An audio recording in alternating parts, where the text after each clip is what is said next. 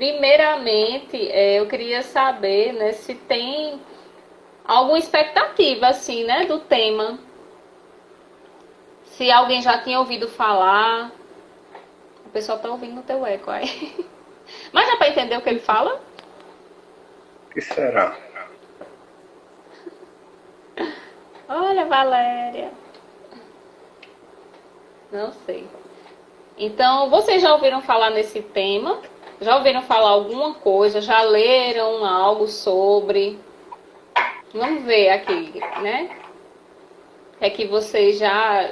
Claudinha, que deve estar aí, não vale não, porque ela assistiu um workshop meu. Mas aí as outras pessoas eu não sei, né? Se já viram, assistiram alguma palestra, ou viram algum vídeo no YouTube, porque é um tema que hoje em dia está bem alta. E tende a ficar mais em alta ainda, né, no decorrer dos próximos anos, porque vai ser a maior competência que a gente vai precisar ter daqui para frente. Né? Inclusive, a falta de inteligência emocional é responsável pela maioria das rescisões. Então, assim, muitas empresas contratam pelo currículo, mas demitem pelo comportamento. Né? Pelo E com comportamento. com a inteligência emocional é que a pessoa vai conseguir, hoje em dia, manter o seu emprego, porque nem sempre a competência técnica, ela não vai ser suficiente, a competência técnica, né? Até porque a gente se relaciona com outras pessoas, né? E aí, eu vou introduzir aqui bem rapidinho. Quando a Certo. gente fala de... Diz.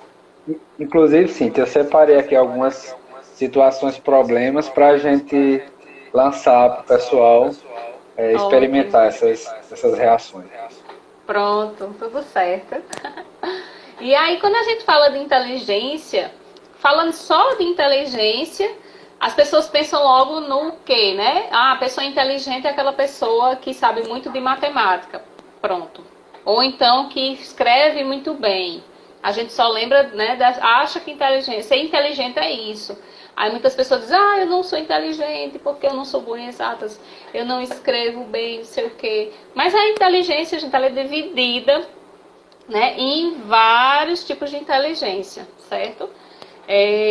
Tanto é que não tem nada a ver com hoje, mas tem a ver que as inteligências múltiplas, né, de Gardner, que nós temos 8 tipos de inteligência. E depois, Gardner descobriu 8 e depois descobriram mais uma.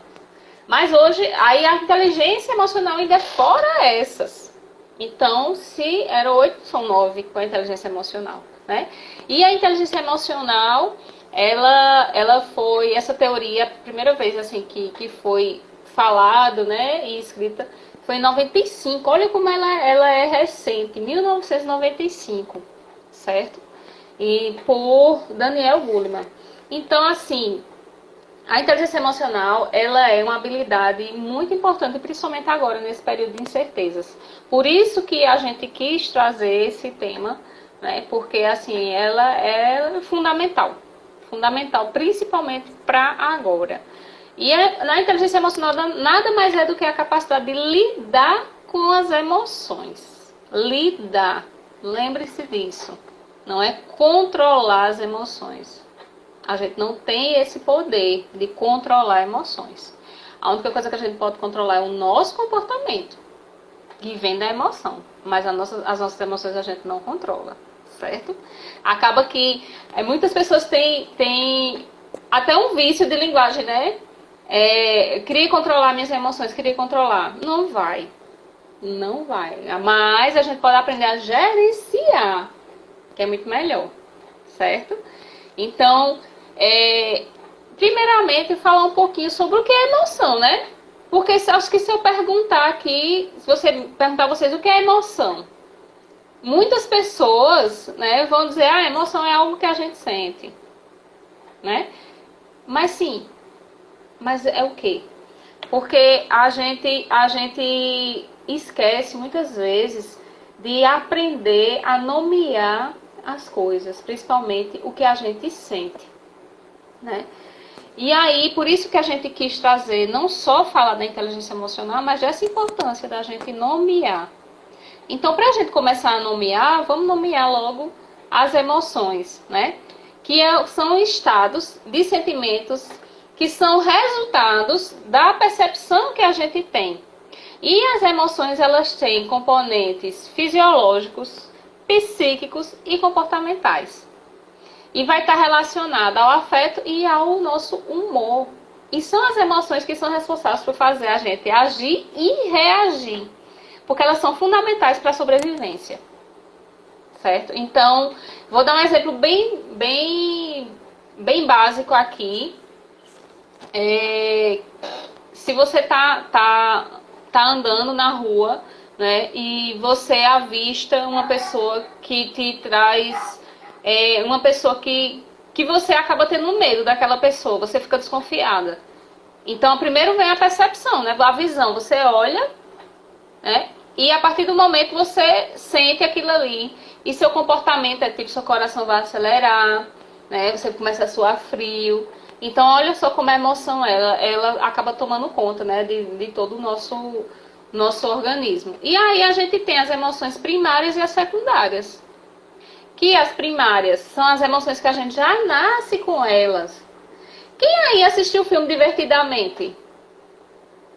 Digam aí se vocês assistiram.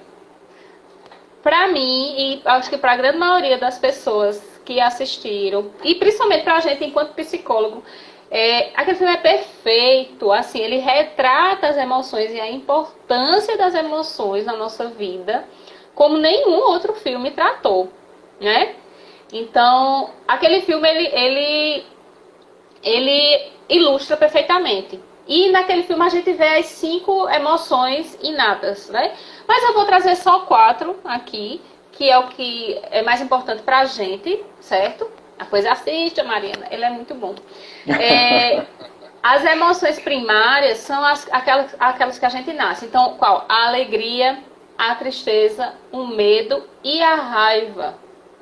Então, no filme ele retrata bastante, né? Aí tem o nojo também, que também é uma das emoções que a gente nasce. A gente não imagina que o nojo seja uma emoção, né? E que é importante para a nossa vida. Mas hoje a gente não vai falar do nojo, não. Porque hoje a gente está focada nessas 4 que assim, permeiam muito nossas vidas e que são responsáveis pela nossa saúde mental. Certo? E as secundárias são aquelas que dependem das interações sociais. Que aí vem com o tempo, né? A vergonha, o ciúme, a culpa, tá? Ebson, tu quer falar alguma coisa? Tô achando tão bom que eu tô só aqui te escutando. Falar sobre emoções é sempre um desafio, né? Porque a gente, além das várias teorias, a gente também está imerso em emoções. E elas, vamos dizer assim, dão cor à nossa vida, né? Elas que abrilhantam a nossa caminhada. Então nós choramos quando assistimos um filme ou escutamos uma música, ou lembramos de alguém ou de algo que nos foi bom. E também sorrimos quando reencontramos alguém ou quando conseguimos aquilo que a gente tanto queria. Enfim, as nossas realizações. Então, isso tudo acontece num período curto de tempo e que muitas vezes a gente capta só a impressão que a gente ficou, mas a gente, como você bem disse, a gente não sabe nomear bem o que realmente a gente sentiu.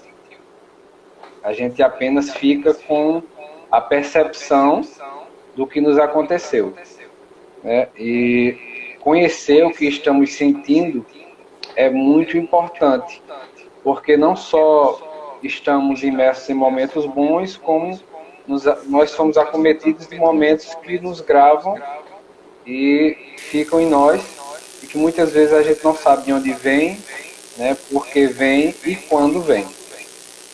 Então a gente perceber essa reação orgânica que são as emoções em nós, para que a gente possa realmente nomear o que a gente sente. Eu queria agora, para a gente não deixar muito para depois e não dar tempo, já fazer a primeira problemática, ou você vai adiantando mais o tema e depois eu faço, né? Tá atento, tá? Vamos falar de cada uma. Certo, certo. Então, assim, primeiramente, qual a importância das emoções, né? Primeiramente, as emoções, elas nos alertam para o perigo, tá?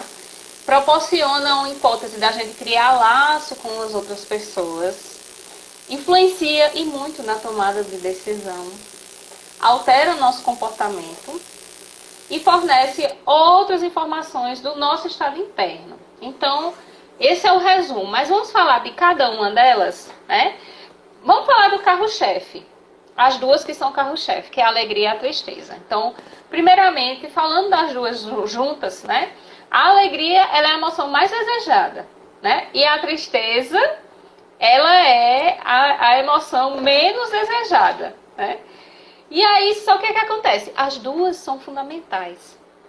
E hoje a gente vive numa cultura da exaltação da alegria e da negação da tristeza. Quem assistiu o filme, né? Eu vou dar spoiler para quem não assistiu, mas fazer o quê? Quem assistiu o filme vê a luta que é da alegria com a tristeza. A alegria não quer deixar a tristeza tocar em nada, fazer nada. Né? Mas no fim, não vou contar que eu sou boazinha, mas no fim a gente vê a importância da tristeza. A gente vê que é necessário ter esse equilíbrio dentro da gente. Né? Então vamos falar de cada uma. Primeiramente, a alegria, ela está ligada à ação, à motivação, a favorecer essas relações interpessoais. Porque quando a gente está alegre, a gente se motiva mais, a gente produz mais. Então é uma coisa assim que eu sempre falo e já li muito, né, sobre funcionários motivados produzem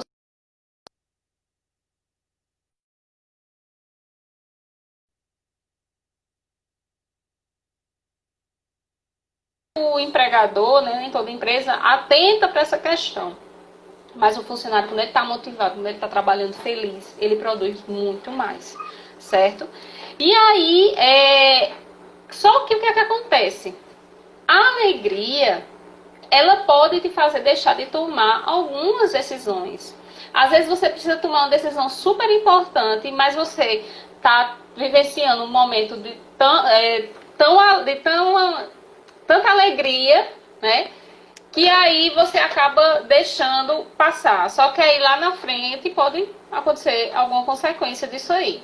E ela vai dificultar na oportunidade de aprender com as situações. Porque a gente sabe, não adianta, né? Não adianta falar o contrário. A gente sabe que é com os momentos difíceis que a gente aprende. Faz parte. Os momentos difíceis vêm justamente para a gente aprender com eles. O que é que acontece? Que muitas pessoas não conseguem aprender com esses momentos difíceis. E aí é que a inteligência emocional vai entrar, certo? Mas é lá na frente, aguarda um pouquinho. E aí, falando da tristeza. A tristeza, ela serve para a gente aprender a lidar com as perdas, com as mudanças, né? E ela tem um papel fundamental com a nossa memória e com a nossa percepção. Certo? E a gente vai, através dela, que a gente vai vivenciar as emoções e vai fortalecer alguns laços. Então, quantas vezes aqui você não acabou se aproximando de uma pessoa por causa de um momento de tristeza? Né? Quantas pessoas? Essa semana mesmo aconteceu alguma situação, quem tá aí vai saber, né? Não vou me aprofundar. Mas, assim, que pessoas se fortaleceram muito por causa do momento muito ruim, tá? E a tristeza, ela vem para isso. E assim, não é romantizar a tristeza, não, mas a gente tirar lições dela, certo? E aí, o que é que acontece com a tristeza? Ela também contribui até com o papel cultural. Quantas obras de artes foram feitas por causa de momentos de tristeza? Pinturas, né? Filmes, livros. Então, já aconteceu muito de pessoas assim que hoje a gente descobriu, né, hoje em dia, a gente descobriu que muitas das obras de arte vieram de momentos de tristeza, né, de momentos que a pessoa enfrentou muitos desafios. E aí, acaba que a tristeza ela vai ajudar a conectar com o sentido das outras pessoas também. A gente acaba se conectando, porque nós como seres humanos, né? Seres humanos que temos emoções, porque, gente, só não tem emoções ou quem já morreu, ou quem é psicopata. Pronto. Você pode passar por uma fase de você ficar um pouco com apatia, aquela coisa que você fica ali inerte, que você acha que não está sentindo emoção, mas aquilo ali já é uma emoção que você está sentindo, né? Porque geralmente quando você está inerte, assim, é porque vem num momento de muita angústia, e você acaba tão cansado daquilo ali, que acha que não está sentindo nada, mas você está sentindo. Então é saudável para a gente sentir emoções, certo? E aí vamos para a raiva agora. Então, por que a raiva é importante? Se a raiva traz tanto prejuízo, se quando eu estou com raiva eu fico me tremendo, fico com dor de cabeça, eu brigo com não sei quem lá, né?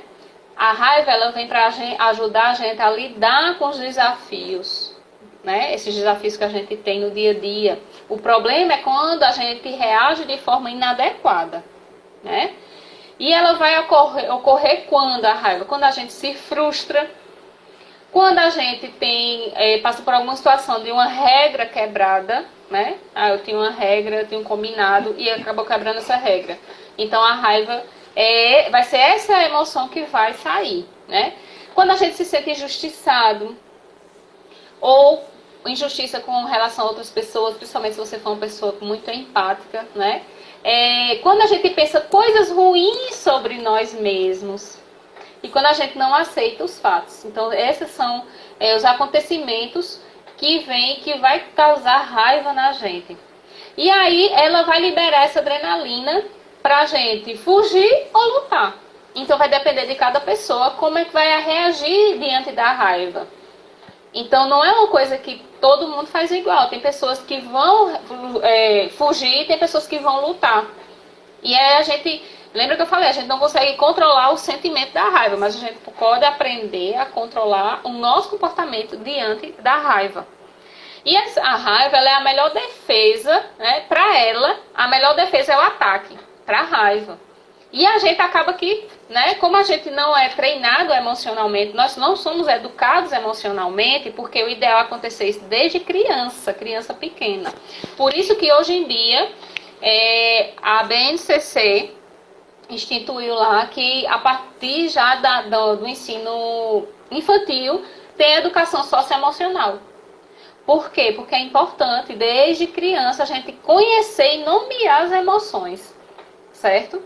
E aí, só que o que acontece? A raiva, ela pode causar danos físicos e emocionais. Mas às vezes ela ajuda a gente a focar e a determinar. Às vezes é um desafio tão grande, né, que vem pra gente, que a gente, quem nunca falou isso, né? Só de raiva eu vou fazer. Não é verdade? Eu mesmo já falei muito, porque eu sou uma pessoa que eu sou teimosa. Aí eu falando uma vez numa mentoria, eu sou muito teimosa. Aí a pessoa diz, não, você é determinada. Mas tá entendendo? Então, assim, para muitas pessoas a raiva faz com que ela recue. Para as outras faz com que elas lutem, né? E aí é importante a gente compreender isso. E, para finalizar, vamos falar sobre o medo, né? O medo, qual a importância do medo? O medo vai alertar a gente para o perigo. Primeira coisa fundamental, né? E o medo vai influenciar na nossa capacidade, né, de aprendizagem e de interação social. Porque se eu tenho medo, né, vai ser tipo, ou eu vou interagir bem com as pessoas que eu vejo que vou me conectar, ou eu vou me resguardar e não vou conseguir interagir, tá? Só que o medo, o que é que acontece? São pessoas que têm uma hipersensibilidade e um hiperfoco. Porque quando você tem medo de algo, você tende a focar exageradamente no seu medo, tá? Então, como sempre, eu costumo dar meus exemplos. Eu sou uma pessoa que eu tenho medo de barata, gente. E é incrível que as baratas me perseguem, sabe? É incrível. Às vezes eu tô no canto e eu vejo de longe, é aquele olho de raio-x. Eu vejo a barata de longe. Mas isso é o quê? É o hiperfoco. Eu foco tanto naquilo ali, né, que parece que elas estão me perseguindo. Mas é porque eu foquei naquilo. Se eu não focar, pronto, quem não tem medo, nem vê. Tanto é que muitas vezes eu tô com algumas pessoas, ai, olha ali a barata, não sei, eu tô andando no meio da rua, quando tá andando no meio da rua aparece, eu vejo, é incrível. Mas é o que? Esse hiperfoco. Quem não tem medo, não tá nem aí, tá? Mas aí, se a gente for trazer para o lado emocional, assim, psíquico da coisa, né? Quando a gente tem bastante medo, esse medo traz esse adoecimento psicológico, então a ansiedade vem muito do medo, certo? E aí, o medo também prepara a gente para lutar ou para fugir, do mesmo jeito da raiva, certo? E aí, só que existem pessoas que são viciadas no medo. Você já pararam para pensar? Ó, quem pratica esporte radical? Sente o medinho, gente, não tem como. Aquele frio na barriga, né? Diz, eu adoro adrenalina, adoro sentir o frio na barriga. Se a gente for pensar, assim, meu Deus, o que faz uma pessoa pular de um avião e cair de paraquedas? Né? Então, o que acontece? Vão ter pessoas que vão enfrentar. Então, pronto. Medo de altura. Morro de medo. Eu nunca que eu pularia. Minha reação é fugir. Mas já vão ter pessoas que vão dizer, oxe, é massa demais, né? Agora, outra coisa que eu não fujo e que eu luto é assistir filme de suspense. Eu adoro. Então, assim, é uma coisa... Tá entendendo, assim, que o medo, ele não é só um vilão. Que também não é ruim. Não é somente ruim sentir medo, né? Às vezes a gente busca esse medo, né? E esse medo nos faz bem. E o que acontece? O medo, ele é importante para a nossa evolução. E ele foi importante para a nossa evolução desde os primórdios lá, tá? Só que o que a gente não pode fazer é deixar ele dominar a gente. E isso é que a gente vai aprender, tá? Então, olha, eu falei das 4 emoções primárias, né, das principais. E a gente viu, né, como cada uma delas vai ter um lado paralisante e vai ter um lado que vai nos impulsionar para frente. Só que aí, o que acontece? Às vezes a gente tá sentindo, mas não sabe o que é. E é por isso que a inteligência emocional é importante, porque a gente vai aprender a nomear o que a gente está sentindo. E quando a gente nomina, quando a gente... Lembra da aceitação?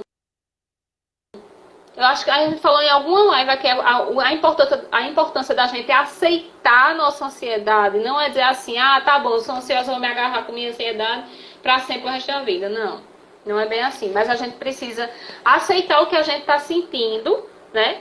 E nos organizarmos através do autoconhecimento para aprender a gerenciar as coisas que a gente está sentindo. Mas é importante a gente saber e não negar, né? Eu vejo muito isso, principalmente hoje em dia, com relação à morte. Às vezes morre alguém na nossa família, alguém que a gente gosta muito, e as pessoas não querem que a gente sofra. Não, a fulana está chorando, dá um remédio para ela. Não, gente. Era uma pessoa querida, ela precisa vivenciar aquela tristeza. Então, para esse momento, a tristeza é importante, a gente não pode negar. Quando a gente nega as emoções, a gente tende a adoecer, certo? E aí, como eu falei agora um pouquinho das emoções, Edson vai fazer agora a atividade com vocês. Cíntia, você falando aí no medo, lembrei de uma situação que eu já presenciei aqui em casa por algumas vezes. Minha filhinha do meio brincando com a mais nova, e às vezes a gente brinca de se esconder, e por algumas vezes eu já me escondi, quando elas vêm ao meu encontro tentando me achar, que eu faço aquele susto, a mais nova, ela tem uma reação de enfrentar, né? A outra não, a outra já corre. Esses dias ela estava com um objeto na mão, e quando isso aconteceu, elas vinham atrás de mim para me achar, e quando eu apareci, o impulso dela foi jogar o objeto, uma bonequinha que ela estava na mão. Então, assim, cada um vai reagir de uma forma. Provavelmente ela já tenha que, mais à frente, domar os impulsos, né? E a outra tenha que trabalhar a questão de se implicar nas coisas que ela vai querer, né? E as emoções, elas permeiam nossas relações de trabalho, como você falou bem. as amizades, as nossas relações íntimas e todas as nossas vivências enquanto sociedade estão presentes à emoção. E você falou aí nas emoções, eu queria problematizar, ver se o pessoal entendeu bem essa parte que você trouxe. E eu vou colocar aqui uma situação verídica e que as pessoas se coloquem nessa posição dessa pessoa para ver se conseguiriam realmente, como se sairiam dessa situação. Então, imagine que você esteja fazendo um relatório de trabalho, aquele relatório que você se dedicou bastante, que você pegou um pouco das suas horas de sono e que você, ao final, você clicou lá em salvar, você citar, ok, esse aqui está impecável. Então, você vai entregar ao seu chefe ou à sua chefe e você recebe uma crítica do seu relatório. Como é que você reagiria? Com medo e submissão ou defenderia seu trabalho? Esse é o primeiro ponto. Gente? E aí, coloquem aí. Eu tô anotando aqui os comentários de vocês, não se preocupem, tá? Tem que aprender a ser muito focal, que a gente vai lendo, falando e olhando aqui, né? Aí fica querendo responder, mas é concentrado aqui no raciocínio que a gente traçou. Mas então você prepara um relatório. Isso, você prepara um relatório daquele que você acha que ficou muito bem feito e que você, quando entrega, você recebe uma crítica. Você fica com medo e submisso ou defenderia seu trabalho? Nesse ponto a gente já vê uma implicação das nossas emoções e que cada um reage de uma forma. Aí vamos para a segunda etapa, certo? Seria a continuidade da reflexão. Isso te protegeria do estado que você escolheu ficar ou lhe colocaria diante de um mal-entendido a respeito das intenções do seu chefe para com você? O negócio vai ficando mais sério, né, Cíntia? Eu tô anotando aqui. Isso. Aí lá vem mais uma. Você conseguiria ocultar o que está sentindo e agir profissionalmente?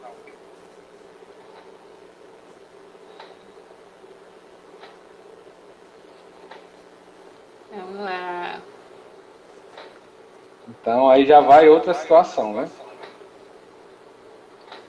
E por que seu chefe está sorrindo quando você começou a falar?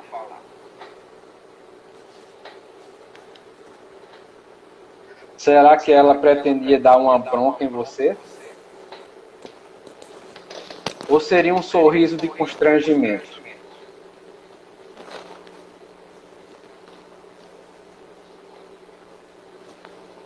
Será que o sorriso teria o propósito de tranquilizar? Será que os sorrisos são todos iguais?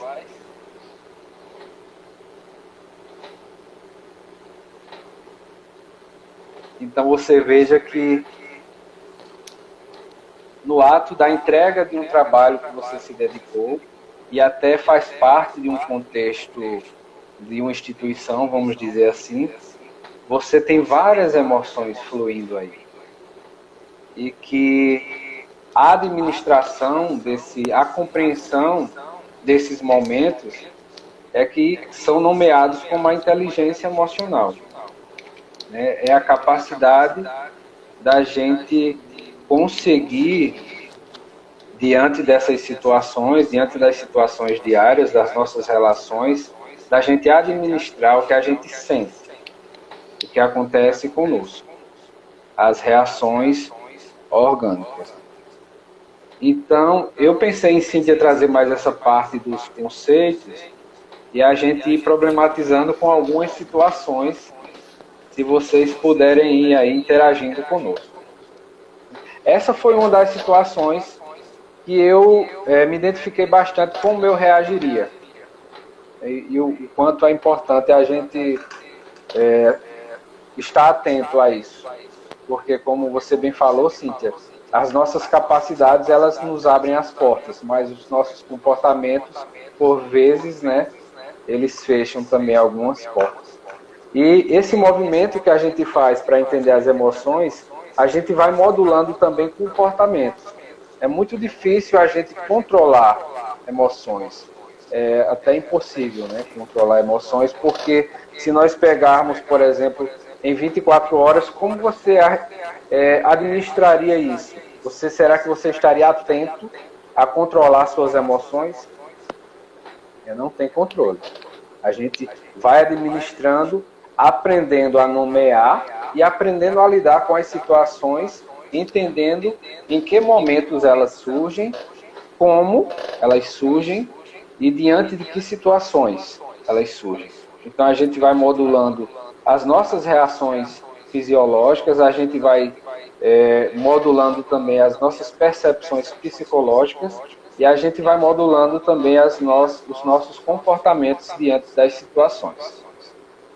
Então vou lançar mais uma problemática aqui para a gente pensar o quanto as emoções elas estão presentes nas nossas vidas. Então, você vai lá, combina com sua filha ou com seu filho, que ele pode ir para a festa e, de repente, ele passa do horário combinado em que vocês fizeram o acordo. E você, de repente, perde aí horas do seu sono, esperando, preocupada ou preocupado, e você, naquele dia, não resolve falar nada, deixando para o outro dia conversar com ele ou ela. Então, vamos lá. Você saberia, quando você, diante do que você está falando, identificar no semblante dele ou dela se existe algum arrependimento, se existe alguma culpa, ou se existe apenas rebeldia.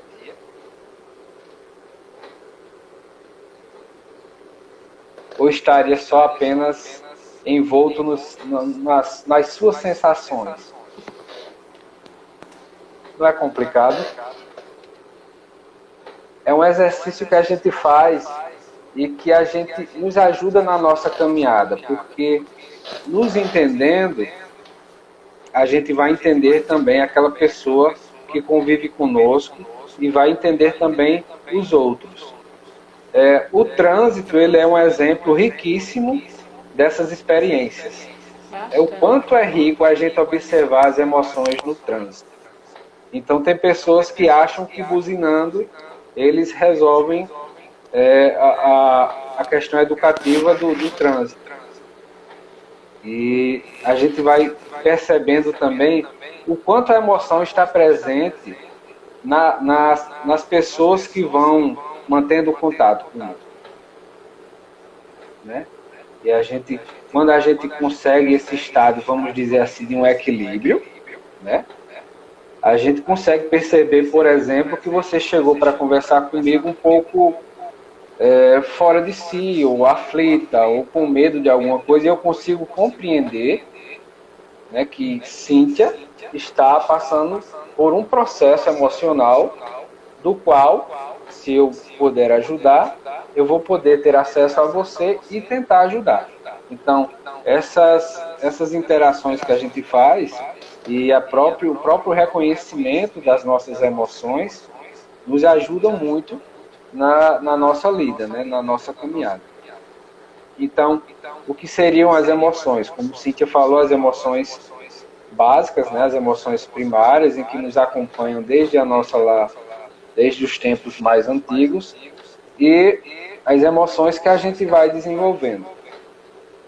Eu vinha pensando, quando estava preparando esse material, até alguém falou no nojo aí, acho que, claro, tem um sentido que ela falou, mas até em questões alimentares, dependendo do contexto, o mesmo alimento, ele nos chega diferente. Porque às vezes a gente pode ter tido uma experiência que ficamos com aquela impressão de que o alimento não é bom, ou que ele gera repugnância na gente. E de repente a gente, num estado de enamoramento, naquela fase lá do começo do namoro, ou lá naquela fase apaixonada, alguém nos apresenta aquele mesmo alimento em um outro contexto, né? E aí a gente pode até provar e dizer, não é tão ruim assim.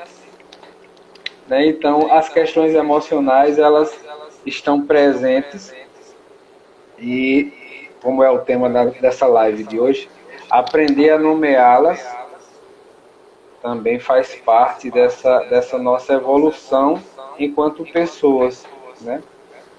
Então vai lá, Cíntia, eu vou deixar contigo para preparar aqui outra enquete. Vamos lá, gente. Só para constar que entrou na live a pessoa que me apresentou a inteligência emocional. Então, meu Deus, um beijo. E a inteligência emocional mudou minha vida depois que eu conheci, através dessa pessoa que está aí.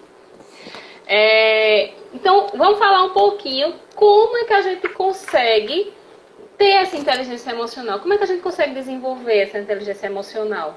Né? Já que a gente falou um pouco das emoções, né? E Epson falou aí, colocou, né, os contextos. Tiveram muitas perguntas, estou guardando aqui as perguntas, tá? Mas eu não poderia deixar de falar um pouco. Porque inteligência emocional não é só a capacidade da gente gerenciar a nossa própria emoção, mas também da gente perceber a emoção do outro, que foi justamente o segundo questionamento aí que Epson fez, né? Será que você percebe? E aí, entender o significado de cada emoção, né, a gente precisa compreender esse significado de cada emoção e como cada emoção vai afetar o nosso desempenho. E aí eu trouxe algumas dicas para a gente desenvolver essa inteligência emocional. Só que a gente precisa antes entender que a inteligência emocional está ligada principalmente ao autoconhecimento. Então eu preciso me conhecer. É o primeiro passo. O primeiro passo é o autoconhecimento. Conhecer as emoções, saber como as emoções vão afetar meu pensamento e meu comportamento. Perceber quais são os meus pontos fortes, quais são os meus pontos fracos, aqueles que eu preciso melhorar, né? E também, através dessa inteligência emocional, desse autoconhecimento, exercer uma autoconfiança. A autoconfiança é muito importante. É porque as pessoas confundem excesso de confiança com autoconfiança. E hoje eu até li uma frase que falava assim, autoconfiança não é eu chegar em algum lugar achando que eu sou melhor do que ninguém, mas é eu chegar no lugar e perceber que eu não sou pior do que ninguém. Então você confiar em você mesmo, né? E não se colocar abaixo das pessoas. O segundo ponto é o autogerenciamento, que ele também é chamado de autocontrole.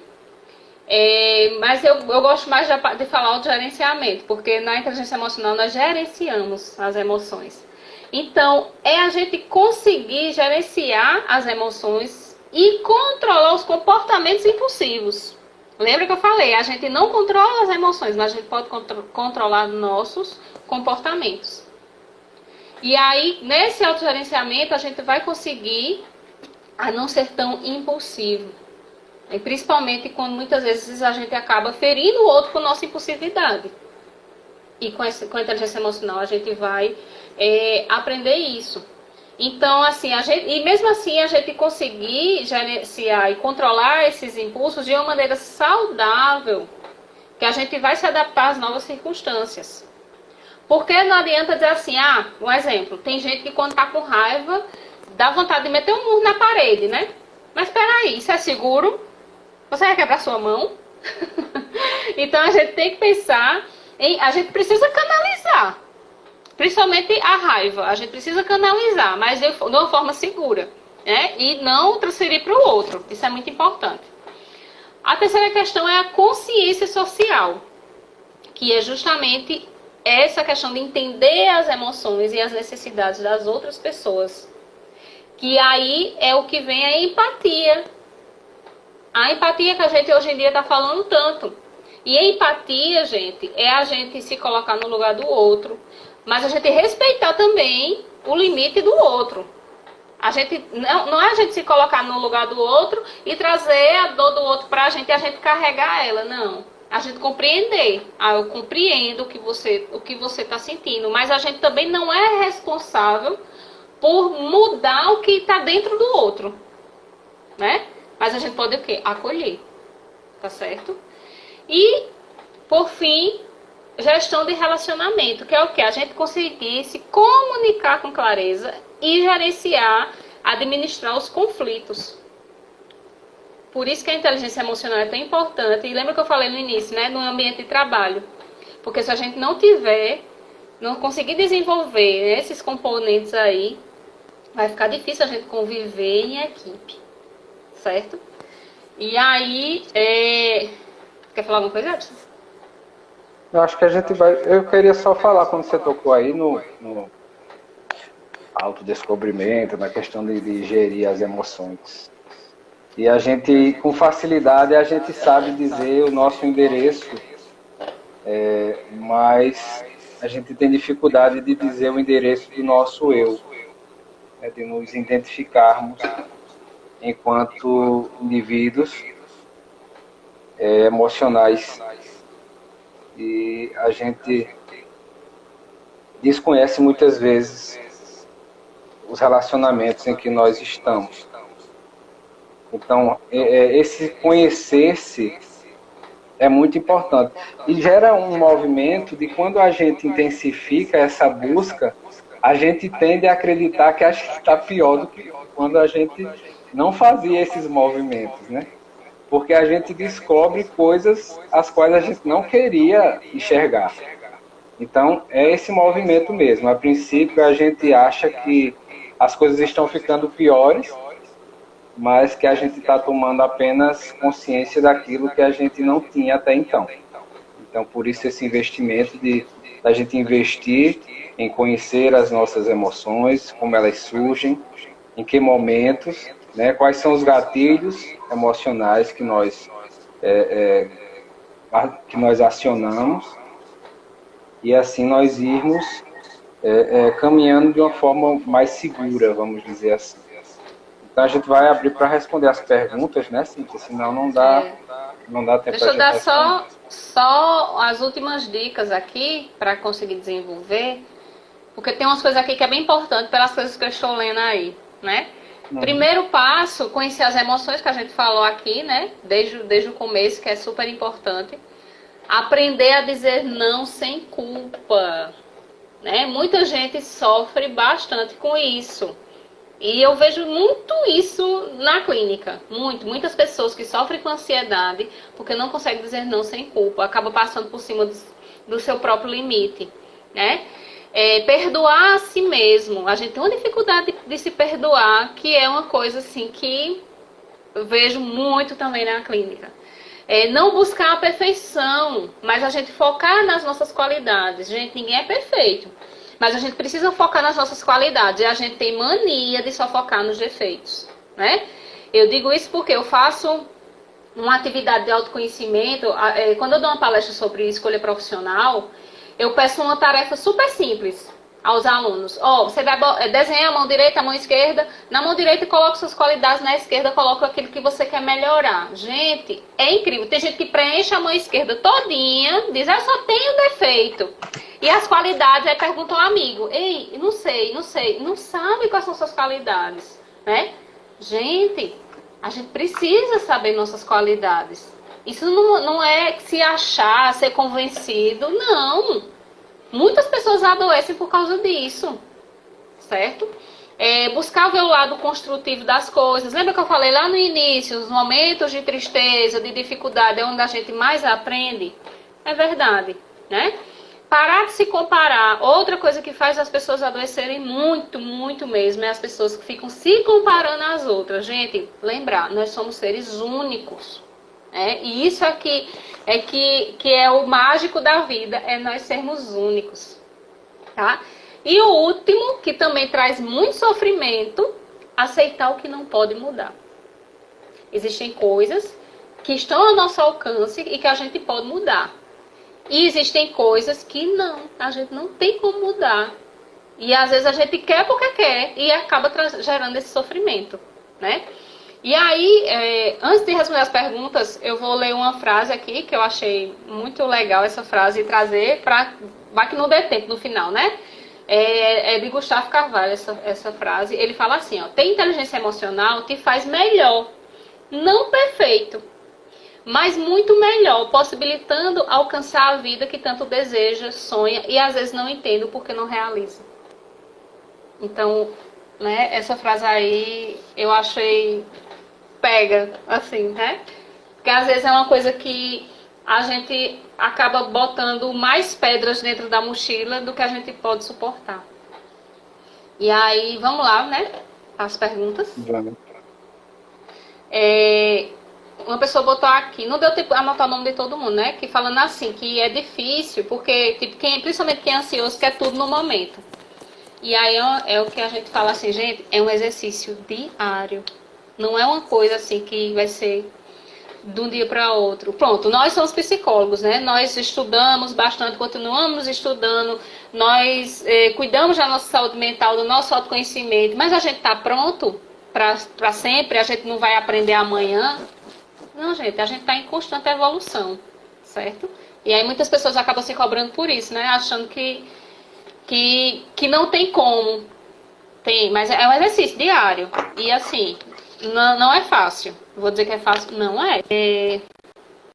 Sim, ó, lembra, naquela parte que eu falei sobre sentir a tristeza, né? Mariana falou assim, ó, que aconteceu com ela, um caso, onde não permitiram ela sentir a dor e depois sofreu o dobro.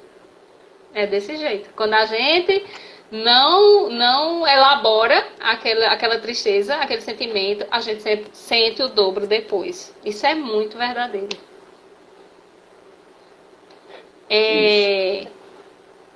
Outra, porque o medo das pessoas se fecham na... Porque quando a pessoa sente medo, a maioria das pessoas acaba se fechando numa concha. Quer falar isso? É uma pergunta sobre o lugar da culpa. Eita, não tô te ouvindo não. Mais nada não. Vai falando aí Não? que eu vou abrindo aqui. Realmente eu deixei de escutar o eco que vinha daí. Mas vocês estão me ouvindo? Sinaliza aí, gente, que tá chegando.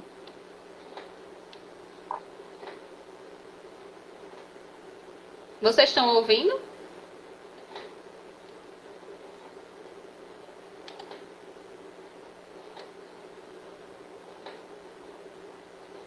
Ah, tá. Então Você tá vamos ouvindo o lá. Ebson falando? Sim, o pessoal tá dizendo que sim. Só você que não tá escutando. Ah, então pronto, vai falando aí. A gente vai pela mímica aqui. E é sobre o lugar da culpa. Pronto, pode falar. Né? É importante a gente perceber que, como eu falei anteriormente... Mas eu tô ouvindo agora o lugar aqui. Ah, voltou? O lugar da culpa, é importante a gente nos perguntarmos quem nos colocou lá. Quem nos colocou lá? A mesma pessoa que nos colocou nesse lugar da culpa é a pessoa que pode retirar também, né? Que somos nós mesmos. Então é importante a gente pensar nesse movimento, né, da culpa, o porquê sente a culpa, né? E trabalhar isso realmente, porque é um lugar que a gente está, mas que a gente também pode sair. Aqui não é um lugar eterno que a gente possa ficar lá o tempo todo.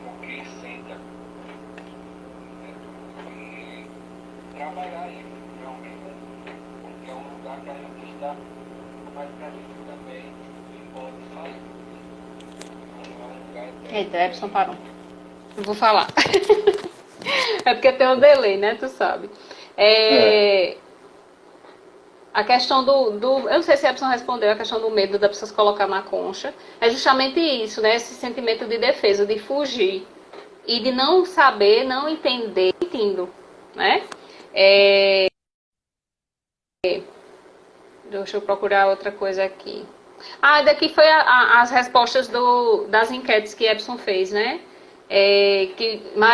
Cadê? Mariana falou que sentiria medo daquela questão do relatório, Janaína falou que sentiria raiva e medo, Fátima falou que reagiria mostrando a capacidade. E aí teve outra pessoa que botou assim, naquela onde tu falou do filho, né? Se você conseguiria perceber. E aí alguém botou assim, não, se eu conhecesse bastante eu perceberia. Aí alguém colocou assim, né? E se o ser não se faz se conhecer? Tipo, se a pessoa que tá ali, ela é muito fechada. Quer falar sobre isso? Sim. A gente entra naquele modelo de personalidade, né? As pessoas introspectivas e as extrovertidas. Então, depende da maneira como a gente enxerga e de como a gente quer conhecer o que a gente quer conhecer, né? Ou quem a gente quer conhecer. Às vezes parte de uma não aceitação da personalidade do outro, ou de como o outro se comporta, ou até mesmo de como a gente vê o outro. Isso acontece muito quando a gente dá de cara com alguém que a gente às vezes não bate bem, ou que a gente não tem uma certa afinidade. E quando a gente começa a estreitar mais, a gente começa a ter mais contato, a gente vai vendo que eram mais questões nossas do que questões da outra pessoa. Então, muitas coisas entre esses relacionamentos estão também dentro de nós. A forma como a gente se apresenta ou a forma como a gente enxerga a outra pessoa. E tendo também esse comportamento da outra pessoa como uma incógnita, assim, para a gente, né? Então, realmente, tem 30 pessoas segundos. que são mais introspectivas e que não demonstram muito, assim, o mundo em que elas vivem ou queiram na sua convivência. Bom, gente, falta 10 segundos, né?